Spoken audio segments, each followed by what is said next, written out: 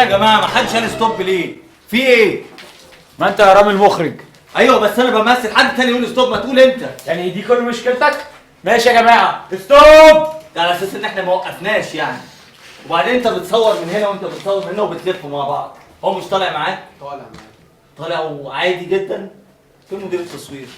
ده يا استاذ يا المهم ايه دلوقتي طالعين مع بعض في نفس الاكس. بشوش عليك؟ انا قلت عايز كريم وعايز شريو. مدير الانتاج فين؟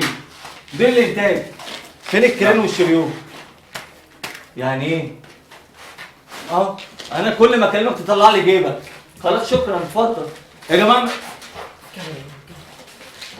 مساء الخير.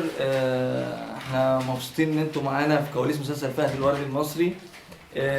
دي تجربه جديده، احنا مجموعه شباب بننتج مسلسل، مش معتمدين على اي جهه انتاج غير على نفسنا. وده اللي اكتشفت من خلاله ان اي فريق عمل بيحب بعض بجد هيطلع شغل كويس جدا. وده اللي خلانا نقدر نستمر لغايه دلوقتي، لان الناس بتحب بعض قوي. يا عم اتكلم قادر يا عم، انا مش شغال تاني. فكره ان احنا نشتغل مع بعض بشكل كويس كان اساسا ان مفيش اجبار على حد، كل واحد شغال حاجه مقتنع باللي هو بيعمله. يعني الستايل طب انا مش هطلع بشنب يا رامي. يا سلام مش هطلع بشنب يا عم. شغل الظابط ابو شنب ده خلص من زمان، وبعدين جايب لي شنب من زنانه يا رامي. كويس عليك. وانت من المكتبه اللي بره.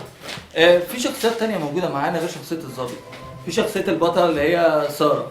الشخصيه دي طبعا هي ممثله جميله، سابت اعمال كتير عشان المسلسل عشان مقتنعه بيه. ساره ده ساره بس مش فاهم اللقاء يعني.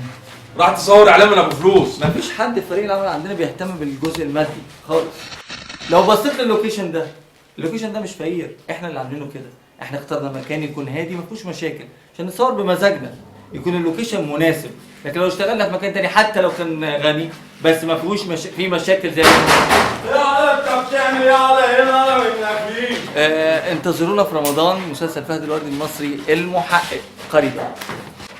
انت انا بتعمل ايه يالا؟ انا ما اعرفهمش. ايه وانت؟ انا بدور على الحمام. ايه ده؟ يخرب بيت. ركز ايه يا عم؟ زود حروق ايه يخرب بيت حالكم انتوا الاثنين. قوم انا من نكريس. قوم انا. طب انا هروح ازاي كده؟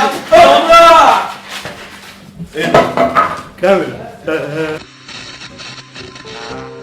بعد عظماء البحث الجنائي والتحقيقات ألفريد هيتشكوك، أجاثا كريستي، شيرلوك هولمز، الآن جاء إليكم الفهد الوردي المصري.